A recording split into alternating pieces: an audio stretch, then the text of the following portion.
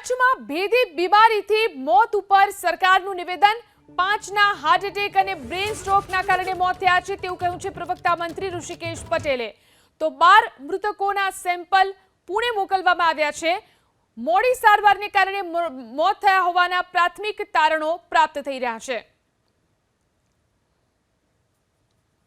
કચ્છની જે પરિસ્થિતિ છે 16 જેટલા મૃત્યુ અને કદાચ ગઈકાલે એક એમ ટોટલ 17 જેટલા મૃત્યુ નોંધાયા છે।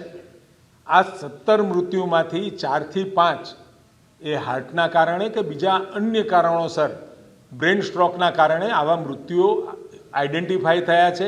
એટલે ટોટલ 12 જેટલા મૃત્યુઓ એ આ ફીવરના કારણે જેના સેમ્પલિંગ લઈ, કારણ કે જે પહેલા મૃત્યુ થઈ ગયા હતા એના સેમ્પલિંગ આપણે લઈ શક્યા નહોતા, પરંતુ છેલ્લા જે 4 દર્દીઓ હતા એના સેમ્પલ, એમના કોન્ટેક્ટમાં આવેલા પર્સન્સના સેમ્પલ અને સાથે જે લોકોને તાવ આવેલો હતો એમના 64 જેટલા સેમ્પલો લઈ અને આપણે પૂના પણ મોકલ્યા હતા અને લોકલ પણ રાજકોટમાં એના પરીક્ષણ માટે મોકલ્યા હતા। રાજકોટ ખાતેથી આપણને એક ફાલ્સીફેરમનો કેસ મળ્યો, 2 H1H2ના મળ્યા અને સાથે H3N2ના પણ મળ્યા।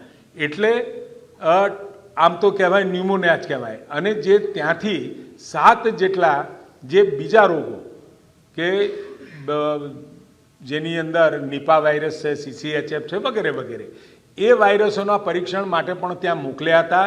એ તમામ નેગેટિવ આવ્યા।